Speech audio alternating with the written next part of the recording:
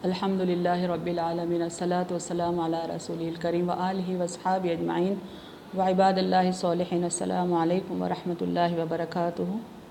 यस्सरनल क़ुरआन नाम की इस आसान तफसीर का ये लेसन नंबर 1.1 है, यानी पहले सूरे का पहला लेसन। थीम है सूरे फ़ातिहा, आयत नंबर 1। एक अहम हदीस देखते हैं हम इस सिलसिले में। अबू हुरैरा रज़ियल्लाहु ताला अन्हु से मरवी है कि रसूलुल्लाह सल्लल्लाहु अलैहि वसल्लम ने फ़रमाया, जब तुम सूरे फ़ातिहा पढ़ो तो बिस्मिल्लाहिर्रहमानिर्रहीम पढ़ लिया करो, क्योंकि ये उम्मुल क़ुरआन और उम्मुल किताब और अस्सबअल मसानी है, और बिस्मिल्लाहिर्रहमानिर्रहीम इन 7 आयात में से एक है। इन्हें अपने नबी अकरम सल्लल्लाहु अलैहि वसल्लम की ताकीद है कि जब हम सूरे फ़ातिहा पढ़ते हैं तो उसकी शुरुआत करें बिस्मिल्लाहिर्रहमानिर्रहीम।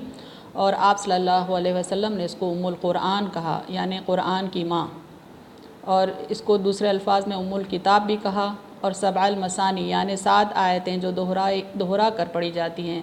चूँकि हर नमाज में हर रकात में पढ़ी जाती हैं, इसलिए इन्हें सबअल मसानी भी कहा गया है। और फिर आप सल्लल्लाहु अलैहि वसल्लम ने फ़रमाया कि जो 7 आयतें हैं सूरे फ़ातिहा के, उनमें बिस्मिल्लाहिर्रहमानिर्रहीम ख़ुद भी एक आयत शुमार होती है। बिस्मिल्लाहिर्रहमानिर्रहीम का लफ्ज़ी तर्जुमा देखते हैं। पहला वर्ड या पहला टर्म है बिस्मी।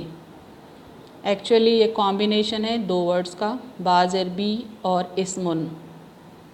इसके माने हैं नाम से, इन द नेम ऑफ। और ये दोनों वर्ड्स का इंडिपेंडेंटली हम नीचे ट्रांसलेशन देखते हैं। बाज़र बी के माने हैं साथ से, और ये कसम खाने के लिए भी इस्तेमाल होता है। ये हर्फ जर है, इसीलिए इसके बाद वाले इस्म के आखिरी हर्फ को ज़ेर आया है। बाज़र बी को हर्फ जर भी कहते हैं, यानी इसके आगे जो भी नाउन आएगा या नाउन्स आएंगे, तमाम के लास्ट अल्फ़ाबेट के पेश या ज़बर को ये ज़ेर में बदल देता है। ज़ेर को जर कहते हैं। चूँकि एक ऐसा अल्फ़ाबेट है जो पेश या ज़बर को ज़ेर में बदल रहा है, इसलिए इसको हर्फ जर कहते हैं। नेक्स्ट है इस्मुन। इसके 2 रूट वर्ड्स पॉसिबल हैं। पहला है सीन मीम वाव से। ये लफ्ज़ अगर समूह से हो तो इसके माने बुलंदी के हैं, क्योंकि इस्म अपने माने को पर्दे से ज़ाहिर में लाता है, यानी किसी का नाम उसकी शख्सियत को एक्सपोज़ करता है, इसकी पर्सनालिटी को एक्सपोज़ करता है। और अगर दूसरा इसका रूट वर्ड हो, यानी वाव सीन मीम से हो, तो अलामत के माने में है, यानी आइडेंटिटी। इस्म के एक माने आइडेंटिटी के है। आगे देखते हैं। इस्म जो है कॉम्बिनेशन होता है 2 बातों का, 2 चीज़ों का। एक है पर्सनालिटी, जिसको कहते हैं ज़ात। वो मुस्तकिल शय है जो सिफत रखती है। मुस्तकिल शय यानी परमानेंट शय, परमानेंट ऑब्जेक्ट। और इसमें दूसरी बात होती है फ़ीचर यानी सिफत। वो गैर मुस्तकिल शय है जो मुस्तकिल शय में होती है। गैर मुस्तकिल शय यानी टेम्पररी इफ़ेक्ट। पर्सनालिटी और फ़ीचर दोनों को जब हम कंबाइन करते हैं तो नेम फॉर्म होता है, यानी इस्म बनता है। इस्म ज़ात व सिफ़ात के मजमूए को कहते हैं। एक मिसाल लेते हैं, रहमान, यानी अल्लाह के नामों में से एक नाम है रहमान। वो ज़ात है जो रहम रखती है। अल्लाह की सिफ़त रहम उसके पास परमानेंट है, वरना आम तौर पे सिफ़त टेम्पररी भी हो सकती है। यहाँ अल्लाह ज़ात है और रहम सिफ़त है। नेक्स्ट वर्ड है अल्लाहु। इसका रूट वर्ड अलीफ लाम हा से है। इलाह से माबूद मुराद है, यानी गॉड। अल्लाहु दरअसल कॉम्बिनेशन है 2 वर्ड्स का, अल और इलाहुन। इन दोनों को कंबाइन कर रहे हैं यहाँ पर। अल इलाहु फॉर्म होता है, लेकिन बीच का जो अलीफ है जिसके नीचे ज़ेर है, ऐसा अलीफ जिसके नीचे ज़ेर या वो अपने ऊपर अगर पेश या ज़बर रखता हो तो इसको हमज़ा कहते हैं। इसको निकाल दिया जाता है और अल और इलाह को कंबाइन करते वक्त बन जाता है अल्लाहु। कंबाइन करने के बाद बनता है अल्लाहु, चूँकि बीच का हमज़ा निकाल दिया गया। अल्लाहु के मीनिंग होंगे द गॉड, क्योंकि अल के माने द के होते हैं इंग्लिश में। बीच का हमज़ा यानी हरकत वाला अलिफ निकालने के बाद अल जुड़ने से अल्लाह बन गया। ये इसमें ज़ात है जो अल्लाह की मुक़द्दस ज़ात से मखसूस है। अल्लाह नाम है ज़ात बरहक़ मालिक मुतल्लक़ का, जिसमें तमाम कमालात हैं। अल्लाह के नाम 2 किस्म के होते हैं, इसमें ज़ात व अस्माए सिफ़ात। आगे देख रहे हैं, बिस्मिल्लाह यानी बिस्मी और अल्लाहु को कंबाइन किया गया, तो बा का जो असर है अल्लाहु के हाक के पेश को ज़ेर में बदल रहा है और वो बन रहा है बिस्मिल्लाही। इसके माने होंगे अल्लाह के नाम से, in the name of Allah. Next word है अर्रहमान। ये भी कॉम्बिनेशन है अल और रहमान उनका। ال جب لگایا جاتا ہے تو رحمانون کے دو پیشوں میں سے، نون کے دو پیش میں سے ایک گر جاتا ہے اور یہ بنتا ہے الرحمن، لیکن ہم آیت میں دیکھ رہے ہیں الرحمانی، اس کی وجہ ہم آگے بتائیں گے۔ اس کا روٹ ورڈ ہے میم سے، رحمت سے صیغہ مبالغہ ہے، یعنی نہایت رحم کرنے والا، مہربان، جس کی رحمت ہر چیز کا احاطہ کیے ہوئے ہو۔ نیکسٹ ورڈ آ رہا ہے الرحیم، یہ بھی کمبینیشن ہے 2 ورڈز کا، ال اور رحیمن۔ ال کا ملانے سے رحیمن میں میم پہ جو 2 پیش ہیں وہ ایک میں تبدیل ہو رہا ہے اور یہ بنتا ہے الرحیم، یعنی دا موسٹ مرسیفل، لیکن ہم آیت میں الرحیم ہی دیکھتے ہیں، اس کے معنی بھی ہم آگے دیکھیں گے۔ اس کا بھی روٹ ورڈ میم سے ہے، صفت رحم سے متصف ذات جس کی رحمت کثیر ہو۔ رحمان اور رحیم اللہ کے اسماء صفات ہیں۔ بسم اللہ کا جو با ہے اس کا اثر آگے کے تمام اسموں پر ہوتا ہے۔ چھوٹا سا ایرو ڈائیگرام ہم نے بتایا آپ کو۔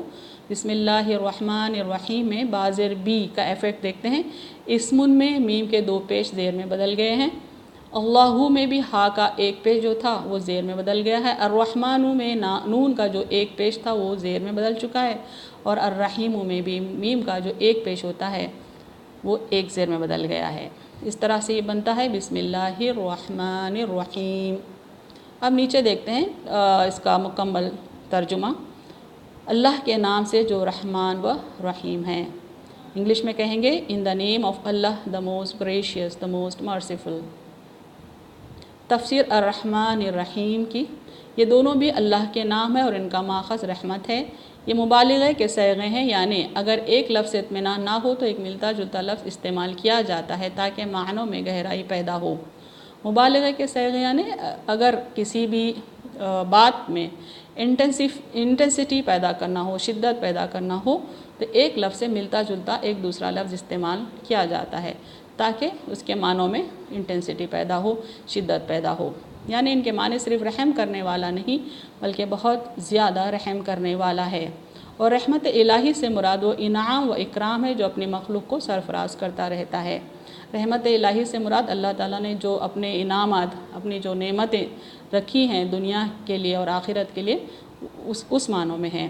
وجود زندگی مثال کے طور پہ، علم، حکمت، قوت، عزت اور عمل صالح کی توفیق، یہ سب اس کی رحمت ہے۔ سورج، چاند، تارے، بارش، دھوپ اور بہت ساری دنیاوی رحمتیں تو سب کے لیے عام ہیں، یعنی اپنے عام بندوں کے لیے، اپنی عام مخلوق کے لیے تو اللہ نے یہ تمام چیزیں بالکل ہی کامنلی اویلیبل رکھا ہے۔ اللہ کی رحمت قرآن کی روشنی میں، قرآن کی ابتدا ذکر رحمت سے ہو رہی ہے، خود قرآن بھی اللہ کی عظیم رحمت ہے۔ یعنی قرآن کی جو ابتدا ابھی آپ کو بتائی گئی بسم اللہ الرحمن الرحیم سے ہو رہی ہے، جس میں اللہ کی رحمت کا ذکر آ رہا ہے، خود قرآن بھی اللہ کی عظیم رحمت ہے۔ جیسا سورہ الاسراء آیت نمبر 82 میں اللہ تعالیٰ فرماتے ہیں وَنُنَزِّلُ مِنَ الْقُرْآنِ مَا هُوَ شِفَاءٌ وَرَحْمَةٌ لِّلْمُؤْمِنِينَ، اور ہم قرآن میں ایسی چیز نازل کرتے ہیں جو مومنین کے لیے شفا اور رحمت ہے۔ خود رسول کریم صلی اللہ علیہ وسلم بھی اللہ کی عظیم رحمت ہیں۔ وَمَا أَرْسَلْنَاكَ إِلَّا رَحْمَةً لِّلْعَالَمِينَ، سورہ انبیاء آیت نمبر 107، اور ہم نے آپ صلی اللہ علیہ وسلم کو عالمین کے لیے رحمت بنا کر بھیجا ہے۔ یعنی قرآن بھی اللہ کے بندوں کے حق میں رحمت ہے، اور ہمارے نبی اکرم صلی اللہ علیہ وسلم کا وجود بھی آپ صلی اللہ علیہ وسلم کے ہاتھوں جو ہم تک رہنمائی اور ہدایت پہنچی، اس کے سبب آپ صلی اللہ علیہ وسلم کا وجود ہمارے لیے رحمت کا باعث ہے۔ رحمت کی اس غیر معمولی اہمیت کا اندازہ اس بات سے بھی لگایا جا سکتا ہے کہ خداوند عالم نے رحمت کو اپنی ذات پر لازم قرار دے رکھا ہے۔